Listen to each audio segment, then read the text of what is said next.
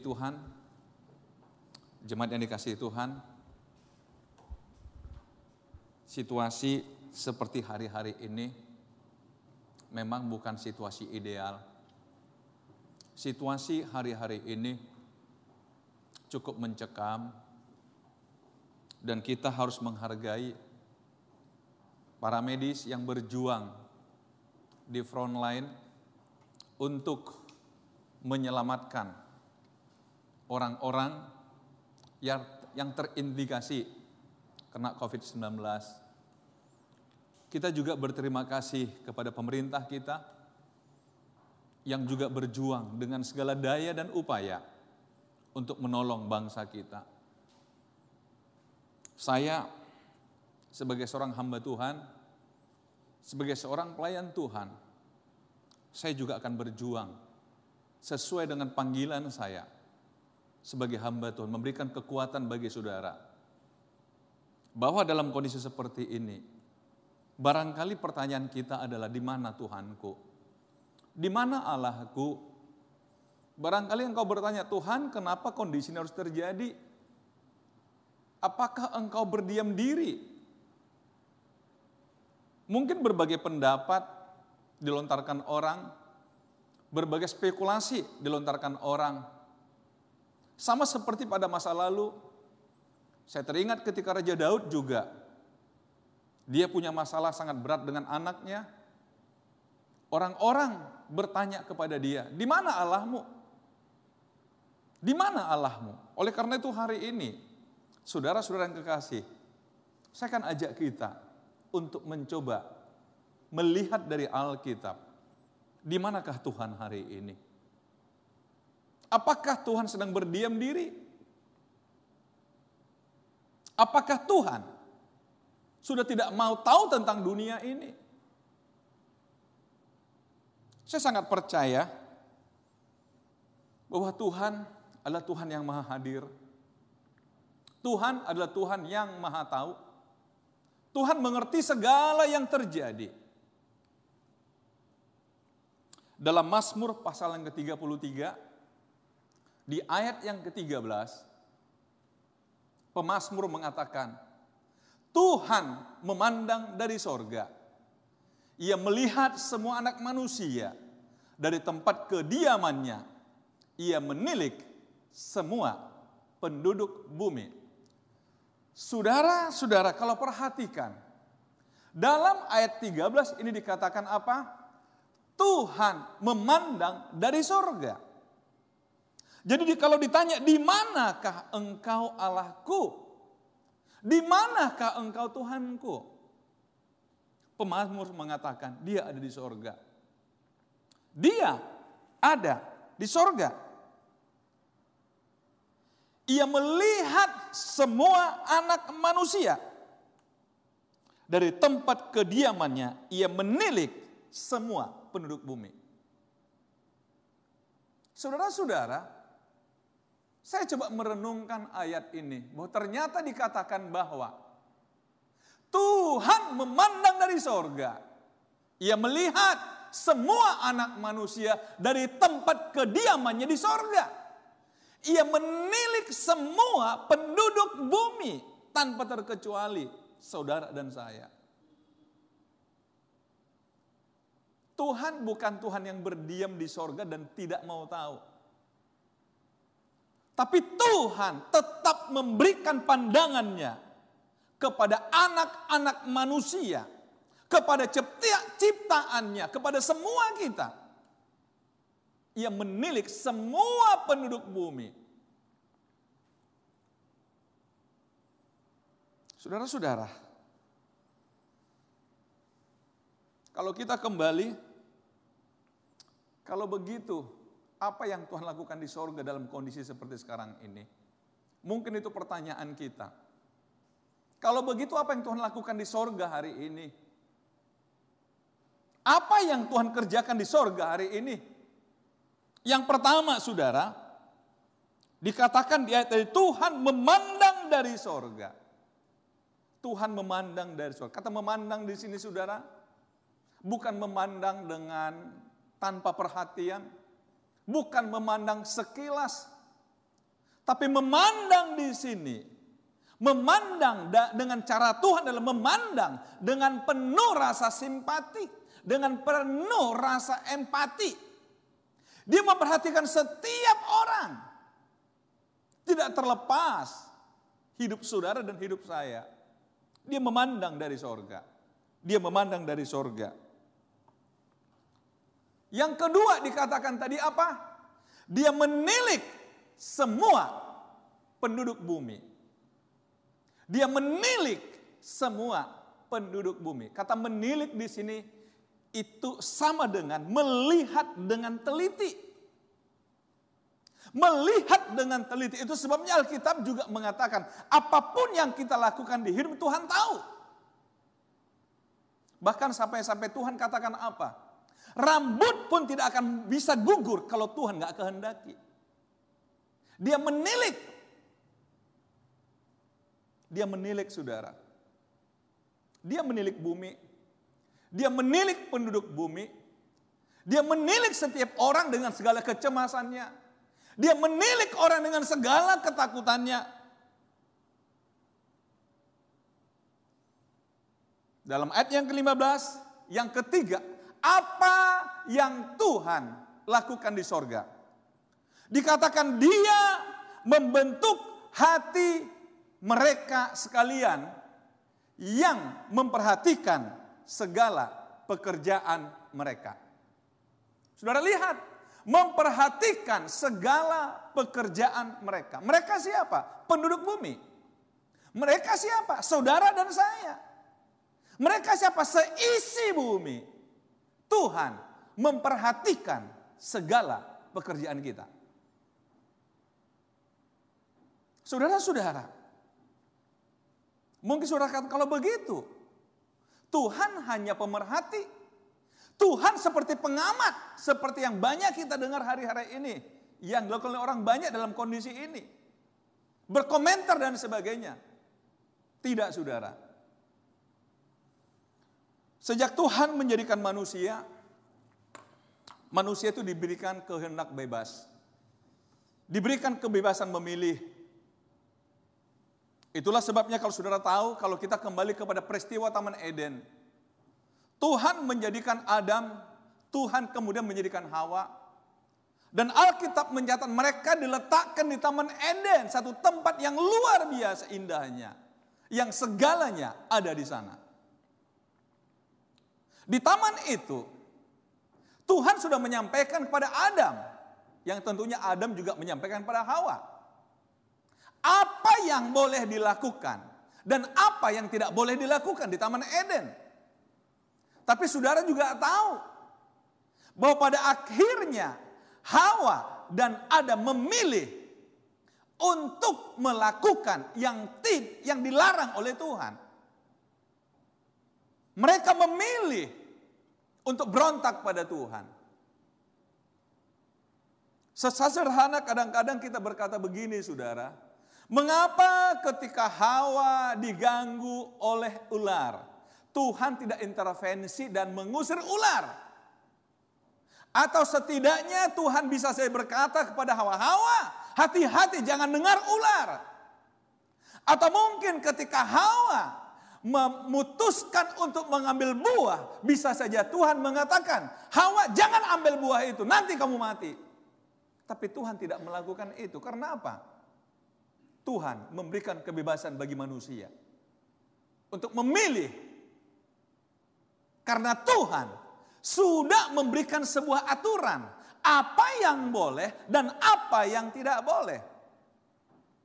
Dan pilihan manusia itulah yang akan memberikan konsekuensi kepada hidupnya. Akhirnya apa yang terjadi saudara? Adam dan Hawa jatuh dalam dosa dan mereka diusir dari Taman Eden. Saudara mungkin orang katakan, kenapa Tuhan begitu kejam mengusir mereka? Saudara-saudara, Tuhan ingin mengatakan apapun pilihanmu akan ada konsekuensinya. Apapun pilihanmu akan ada resikonya. Dalam bahasa Alkitab, apa yang kau tabur engkau akan tuai. Saudara-saudara dalam kondisi seperti sekarang ini, Kita tidak perlu saling menuduh, saling menyalahkan. Tetapi yang perlu kita lakukan adalah, yang perlu kita pahami adalah bahwa apapun keputusan saya akan berakibat pada diri saya. Dan hari ini gereja kita memutuskan untuk beribadah di gereja, tapi dengan recording seperti ini, saudara. Karena apa? Karena memang kita bersepakat inilah pilihan yang paling bijak bagi kita hari-hari ini. Tidak perlu diperdebatkan antara iman dan hikmat. Tapi yang perlu kita pahami adalah ini sebuah pilihan yang kita harus buat dengan kondisi yang ada. Saudara-saudara, Tuhan memperhatikan segala pekerjaan kita. Tadi dikatakan Tuhan menilik kita. Sebelum menjadikan Tuhan memandang kita dari sorga. Dia memandang kita, dia menilik kita, dia memperhatikan kita. Jadi kalau saudara tanya, di mana Allahku? Dia ada di sorga. Apa yang Tuhan kerjakan di sorga? Sekali lagi, dia memandang ke bumi. Dia menilik anak-anak manusia. Dia memperhatikan segala pekerjaan kita.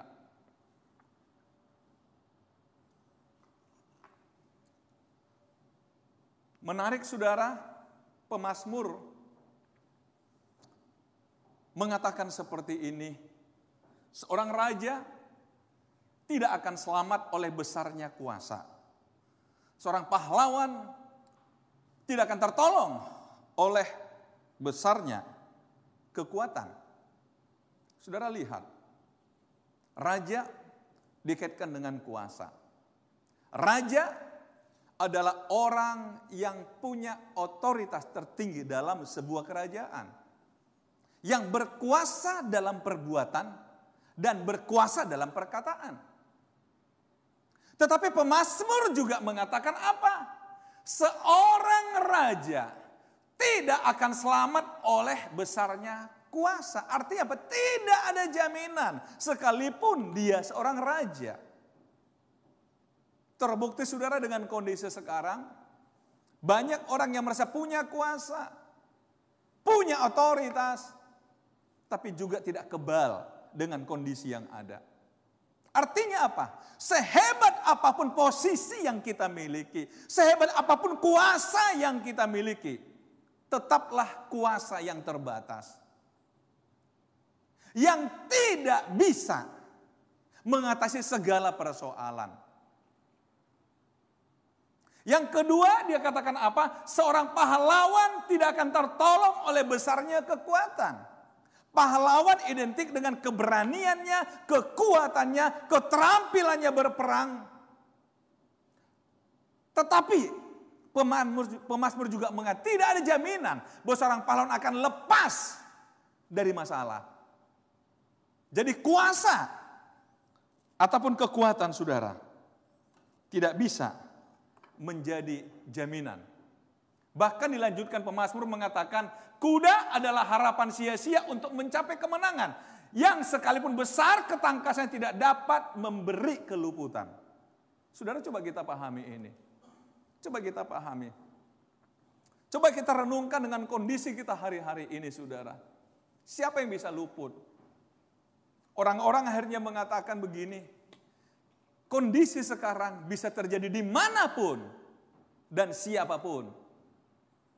Kita juga paham tidak ada orang yang kebal dengan kondisi ini. Tidak ada orang yang bisa kebal dengan kondisi ini. Saudara-saudara,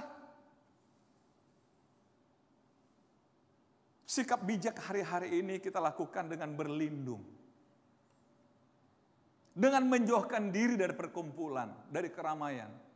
Ini satu bukti saudara, bahwa kita nggak bisa mengatasi situasi ini. Kita nggak bisa menolong diri kita. Apalagi menolong orang lain dalam kondisi ini. Kita nggak bisa. Mungkin banyak cara, banyak alasan, harus begini, begitu, begini, begitu, begini, begitu. Tapi akhirnya kita juga mendengar tidak ada jaminan kalau semua prosedur yang disarankan orang kita lakukan, kita juga bisa lepas. Enggak juga, saudara. Enggak juga. Oleh karena itu mungkin kita bertanya, kalau begitu saya sebagai umat pilihan Allah, apa yang sebaiknya aku lakukan dalam situasi ini? Sekali lagi tadi saya katakan kepada Bapak Ibu, saudara-saudara yang kasihi Tuhan, saya mengambil bagian dalam kondisi ini untuk mengajak saudara tetap melihat kepada Tuhan. Kenapa saya katakan demikian? Karena kita adalah umat pilihan Allah. Alkitab mencatat banyak ayat, dalam banyak ayat, bahwa sebagai orang-orang pilihan Allah, kita dapat perhatian istimewa daripada Tuhan. Saya coba naik dari Mazmur 33 tadi ke ayat yang ke-12. Pemazmur mengatakan, berbahagialah bangsa yang Allahnya ialah siapa? Tuhan. Sekali lagi, berbahagialah bangsa yang Allahnya ialah Tuhan. Saudara, dalam pasal 33 ini agak menarik. Di sini coba dibandingkan antara raja, antara pahlawan dengan bangsa yang Allahnya ialah Tuhan. Saudara, sekali lagi, di sini pemazmur memberi sebuah perbandingan. Kalau dikatakan raja yang punya kuasa juga nggak luput. Bahkan pahlawan dengan keperkasaannya, dengan tenaga kuda, dengan kehebatannya juga tidak luput. Tapi dalam kondisi yang sama, dalam situasi yang sama, dalam waktu yang sama, pemazmur justru berbahagia orang yang apa? Yang Allahnya ialah Tuhan. Berbahagialah orang yang Allahnya ialah Tuhan. Saudara-saudara, dalam kondisi ini bagaimana mungkin kita katakan kita bahagia? Tetapi saudara, kata bahagia di sini tentu tidak terjadi begitu saja. Sering kita dengarkan dalam kondisi normal orang mengatakan kebahagiaan bukanlah sebuah situasi atau kondisi, tapi sebuah sikap hati. Kelihatannya pernyataan ini sangat indah, sangat bagus. Dan kita mungkin ketika mendengar kita katakan amin. Tapi pertanyaan saya, dengan situasi sekarang, apakah sikap hati saudara juga tidak terpengaruh? Oleh karena itu saudara, kita coba belajar mengapa sesungguhnya Alkitab mengatakan, pemazmur berbahagialah bangsa yang Allahnya ialah Tuhan. Suku bangsa yang dipilihnya menjadi miliknya sendiri. Suku bangsa yang dipilihnya menjadi miliknya sendiri. Dalam konteks masa lalu suku bangsa adalah Israel. Tapi saya percaya pada masa kini, bangsa pilihannya adalah gereja, umat Tuhan. Sekali lagi, berbahagialah. Siapa yang berbahagia? Bangsa yang Allahnya ialah Tuhan. Siapa Tuhan kita? Siapa Tuhan kita? Semua orang mungkin mengaku punya Tuhan. Tapi pertanyaan, saudara, siapa yang mengenal Tuhannya? Saya percaya, saya kenal Tuhan saya. Saudara kenal Tuhan. Kenapa? Alkitab mengatakan bahwa Yesus adalah Allah yang menjadi manusia. Tidak seorang pun pernah melihat Allah, tapi anak tunggal Allah yang ada di pangkuan Bapa, dialah yang menyatakannya. Jadi Yesus adalah penyataan Allah. Mengenal Yesus sama dengan mengenal Allah. Yesus juga berulang kali mengatakan, kamu sudah mengenal aku dan kamu mengenal Bapakku, karena aku tinggal dalam Bapakku dan Bapakku tinggal dalam aku. Saudara-saudara, tetapi pertanyaannya adalah, apakah itu kata bahagia ini terjadi begitu saja? Kenapa sesungguhnya dikatakan berbahagialah? Kenapa sesungguhnya dikatakan berbahagialah? Bangsa yang Allahnya ialah Tuhan. Suku bangsa yang dipilihnya menjadi miliknya sendiri. Mengapa dikatakan bahagia? Menarik, karena ayat 19 dikatakan, karena Allah itu melepaskan jiwa mereka daripada maut. Saudara lihat. Mengapa kita bahagia? Karena Tuhan yang memilih kita. Tuhan yang kita jadikan sebagai Allah kita. Melepaskan jiwa kita daripada maut. Dan memelihara hidup kita pada masa kelaparan. Ini janji Tuhan, saudara. Ini janji Tuhan. Sekali lagi sangat berbalik dengan raja tadi yang punya kuasa tapi tidak lepas dari maut. Tetapi justru umat pilihan Allah yang menjadikan Tuhan sebagai Allahnya. Dikatakan apa? Terlepas dari maut. Terlepas dari kelaparan. Saudara, salah satu yang membuat orang lebih khawatir hari ini adalah bahwa bisnis di dunia sedang terjun bebas. Dan orang mulai memprediksi, kalaupun virus ini berlalu, tapi ekonomi sedang hancur. Tidak ada satu negara yang mesti merasa kuat hari-hari ini. Tidak ada. Kita tidak lagi bisa bicara sekarang tentang ekonomi yang stabil dan sebagainya. Ancaman kelaparan bisa terjadi kapanpun. Istimewa bagi teman-teman kita yang biasanya harus bekerja setiap hari supaya besok bisa makan.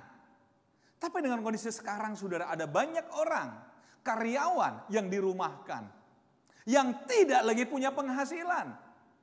Mungkin orang sudah mulai berteriak untuk mengatakan, Tuhan, penderitaan kami bukan hanya masalah virus, tapi juga masalah kelaparan. Tapi ada janji Tuhan di sini, saudara, bahwa Tuhan melepaskan dari maut, dan Tuhan juga memelihara hidup kita dari kelaparan. Saudara harus berani meyakini ini, saudara. Tapi sekali lagi, apa syarat supaya kedua hal ini menjadi milik kita? Apa persyaratan yang dibutuhkan supaya kita lepas dari maut, supaya kita terpelihara dari kelaparan?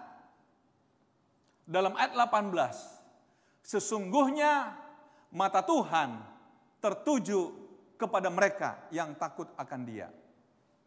Saudara, bandingkan tadi dikatakan dari sorga Tuhan itu memandang ke bumi. Dari sorga Dia menilik ke bumi. Dari sorga Dia melihat segala pekerjaan manusia. Tetapi bagi anak-anak Tuhan, Dia berikan perhatian khusus. Dengan cara apa, saudara? Lihat di sini. Mata Tuhan tertuju kepada mereka yang takut akan Dia. Artinya apa? Mata Tuhan awas. Saya umpamakan ini memahami ketika seorang ayah sedang mengajar anaknya berjalan.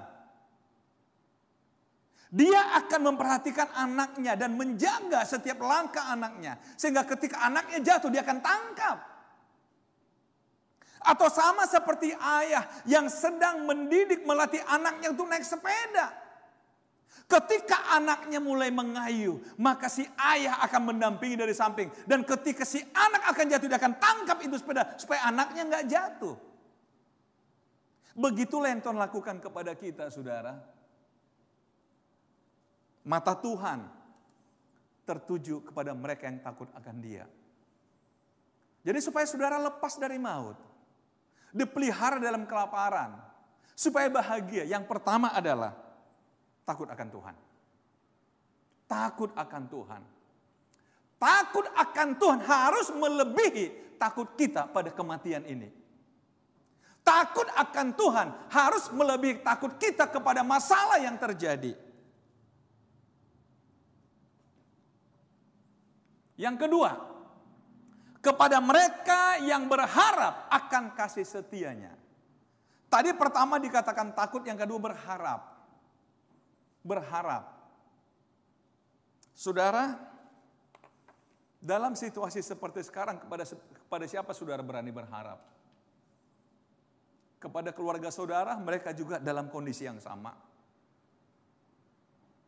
Kepada pemerintah, pemerintah juga pada kondisi yang sama. Kepada siapa kita bisa berharap? Kecuali kepada Tuhan. Yang matanya tertuju kepada kita. Berharap kepada Tuhan. Yang tidak pernah tertidur. Berharap kepada Tuhan. Yang menjaga engkau siang dan malam. Yang berharap kepada Tuhan. Yang mampu melakukan apapun. Termasuk tadi melepaskan dari maut. Melepaskan dari kematian. Berharap kepada kasih setia Tuhan. Yang ketiga. Apa syarat supaya kita lepas dari maut? Lepas dari kelaparan? Yang ketiga dikatakan, jiwa kita menantikan Tuhan. Dialah penolong kita dan perisai kita. Dialah penolong dan perisai, menantikan Tuhan. Daud seringkali mengatakan, pertolonganku datangi dari Tuhan yang menjadikan langit dan bumi. Bukan dari siapapun. Pertolongan kita dari Tuhan. Nantikanlah pertolongan dari Tuhan, saudara. Nantikan pertolongan dari Tuhan. Bukan dari siapa. Sekali lagi, nantikanlah pertolongan dari Tuhan.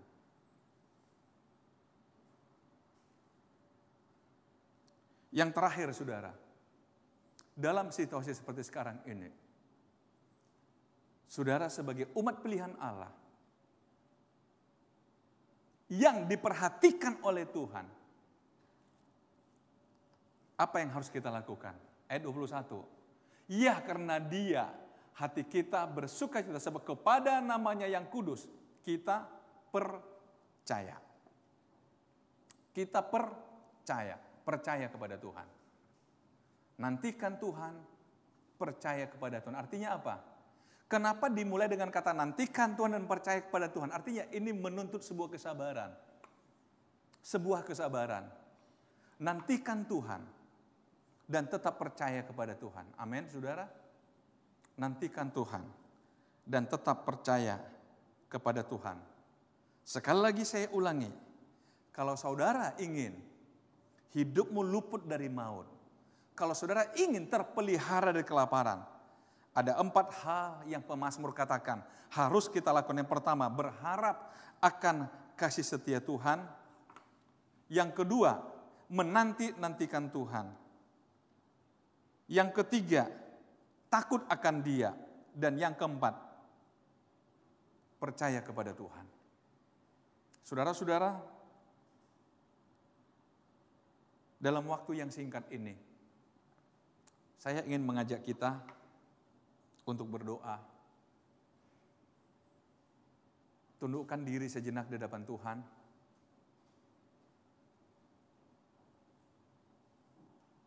Ada satu lagu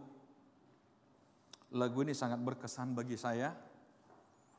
Ketika sekitar 15 tahun yang lalu, saya sedang ada di udara dalam sebuah penerbangan ke Eropa. Bersama dengan istri saya merenung bagaimana Tuhan menolong saya, menjaga, melindungi saya dari hari ke hari. Dan kemudian ketika semua orang terlelap, saya ambil cari kertas. Dan Tuhan berikan pada saya lagu ini. Dan lagu ini benar-benar menjadi pengalaman hidup saya bagaimana Tuhan menjaga, melindungi saya. Dan kiranya hal yang sama terjadi juga bagi kita hari ini.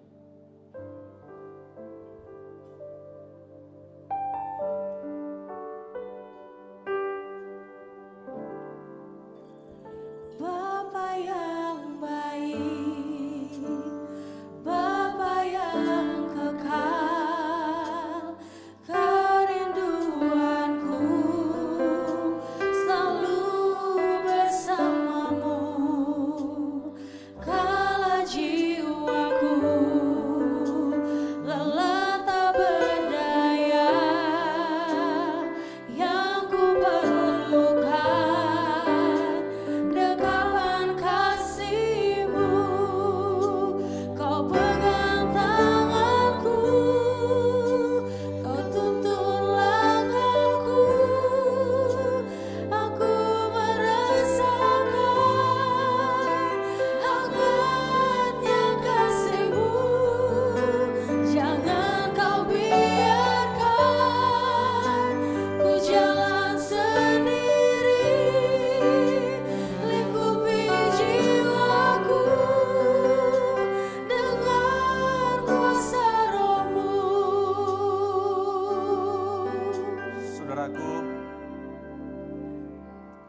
Orang yang menggunakan kuasa,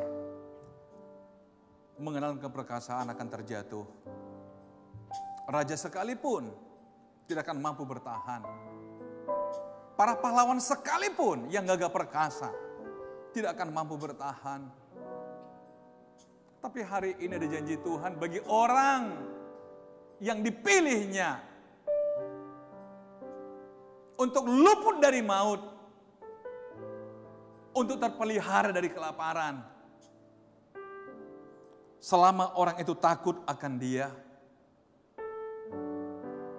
selama kita berharap akan kasih setia Tuhan, selama kita menanti-nantikan Tuhan, selama kita percaya kepada Tuhan, mari pandang kepada Tuhan dan mari bernyanyi bersama dengan kami. Bapa yang baik, Bapa yang kekal, kerinduanku selalu bersamamu. Hanya jiwaku lelah tak berdaya, yang ku perlukan dekapan kasih-Mu. Kau pegang tanganku, Kau tuntun langkahku, aku merasakan hangatnya kasih-Mu. Jangan Kau biarkan ku jalan sendiri, lingkupi jiwaku dengan kuasa Roh-Mu. Kau pegang tanganku, Kau tuntun langkahku. Mari angkat tanganmu, aku merasakan hangatnya kasih-Mu. Jangan Kau biarkan ku jalan sendiri, lingkupi jiwaku dengan kuasa Roh-Mu. Lingkupi jiwaku dengan kuasa Roh-Mu. Lingkupi jiwaku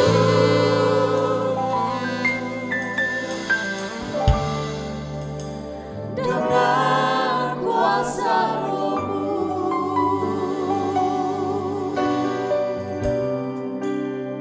Bapa, Engkau ingatkan kami kembali hari ini lewat firman-Mu, bahwa kami adalah umat pilihan Allah, bahwa kami adalah orang-orang yang dikasihi oleh Tuhan. Tuhan tidak hanya memandang kami, Tuhan tidak hanya menilik kami, Tuhan tidak hanya melihat pekerjaan kami,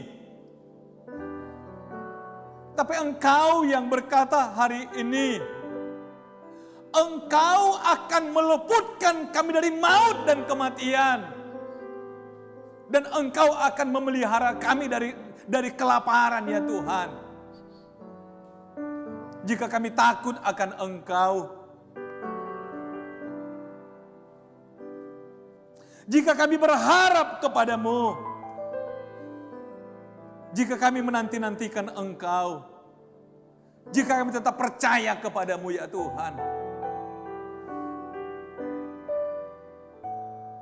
Bapa, biarlah ini menjadi kehidupan kami hari ini. Kami harus lebih takut kepada Tuhan daripada kondisi yang ada. Bapa, hamba-Mu berdoa, ulurkanlah tangan-Mu untuk menjaga, melindungi setiap umat-Mu yang takut akan Engkau, yang berharap akan Engkau, yang menantikan Engkau, yang percaya kepadamu, ya Bapa. Tuhan akan melepaskan kami dari maut. Dan Tuhan akan melepaskan kami dari kelaparan. Kami pegang janji-Mu hari ini. Kami percaya pada janji-Mu hari ini Bapa. Setiap jemaat-Mu yang hari ada di rumah berdiam, Bapa pelihara mereka. Pelihara mereka. Pelihara mereka ya Tuhan. Kami berdoa bangsa kami Indonesia. Jaga dan lindungi bangsa ini. Jaga dan lindungi negeri ini. Berikan hikmat bagi para pemimpin kami di negeri ini. Untuk bisa menyelesaikan kondisi ini Bapa. Kami ingin lepas dari kondisi ini. Kami berdoa buat kota kami, kota Medan, kota di mana kami berdiam. Biar juga Tuhan jaga, Tuhan lindungi. Terima kasih Bapa, terima kasih ya Tuhan. Inilah doa kami kepadamu yang kami sampaikan dalam nama Tuhan kami Yesus Kristus. Saudaraku, buka hatimu, terimalah berkat Tuhan. Karena Tuhan memberkati engkau berlimpah-limpah. Karena Tuhan memperluas wilayahmu. Dan tangan Tuhan yang kuat melepaskan engkau dari segala yang jahat. Dan sakit penyakit pun tidak akan menimpa engkau. Turunlah berkat dan sejahtera dari Allah Bapa, kasih karunia dari Yesus Kristus Tuhan, pertolongan, penghiburan kekuatan Roh Kudus menyertai engkau kemanapun engkau pergi, dan membuat engkau berhasil apapun yang engkau kerjakan hari ini. Dalam nama Tuhan Yesus Kristus, haleluya. Sama-sama katakan amin.